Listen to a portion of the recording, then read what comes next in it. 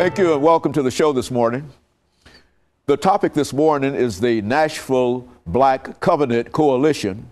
And we're fortunate to have with us this morning to talk about the Nashville Black Covenant Coalition, the coordinator of the Nashville Black Covenant Coalition, Mr. KCaine.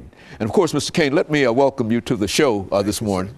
And to tell you how delighted, Mr. Caine, we are to have you here to talk about this issue of the Nashville Black Covenant Coalition, a group of individuals that have gathered together, and you are the coordinator of this group. But before we get into this Nashville Black Covenant Coalition, Mr. Caine, let's talk about KCaine. Okay. Let's have you to give us a little information about your background, your education, and some of the things that were important that eventually got you involved as the coordinator of the Nashville Black Covenant Coalition, and then we'll talk about the coalition itself. Okay, well, my name is KCaine.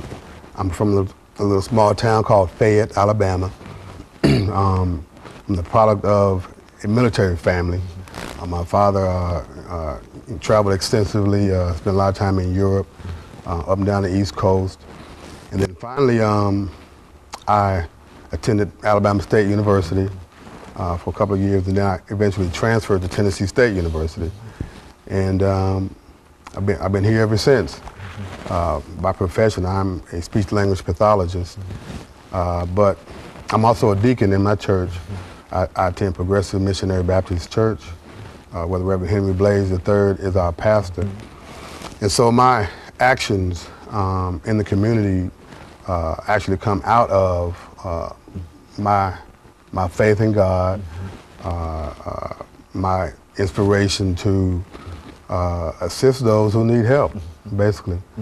Very good. And you know now, Mr. Caine, when we talk about, excuse me, the Nashville Black Covenant Coalition, exactly what are we talking about? Why don't you give our audience some idea of what this organization is all about and how it came into being and who the members of this coalition, that kind of information. Okay. Yes. Well, it got started back in 2006, back when Tavis Smiley's book, The Covenant of Black America, came out, and it went to the top of the New York Times bestsellers list.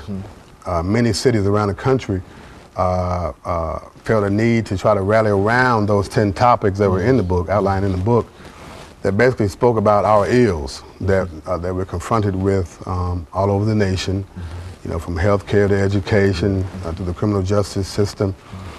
And so a group of us, people like Kwame Lillard, Reverend Blaze, Dr. Al Hadid, Mr. Matthew Walker Jr. from the Civil Rights Movement, and others, got together and we started just kind of, you know, discussing what can we do here in Nashville at this time. And so we had a series of meetings and, you know, long discussions, and the NBCC was formed with the goal of to educate our community, but also to sort of act as a catalyst to help those who need help, to in order to make this country, you know, more democratic.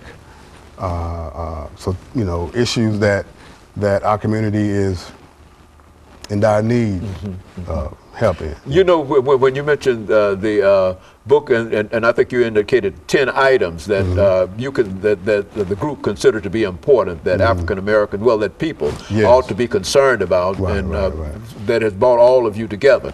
Now, what would you consider to be? Let's talk about some of those issues. Let's look at what might be considered to be the @1 issue during this first segment that you felt that you had to deal with. What's the major issue that individuals ought to be involved in at this time?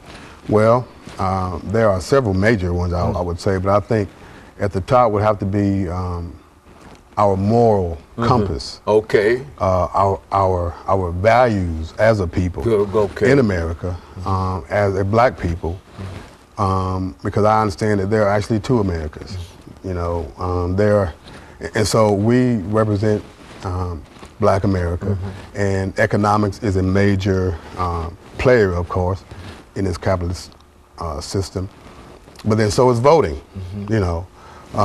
And so we do have a conference that we're planning, and I guess we're going to discuss that further in the program.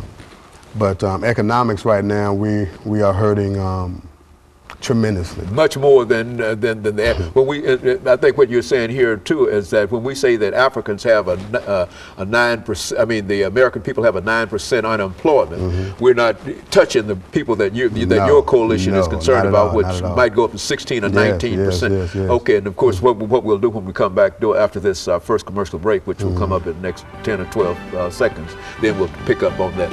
And we'll be back with our audience following this very, very short commercial break.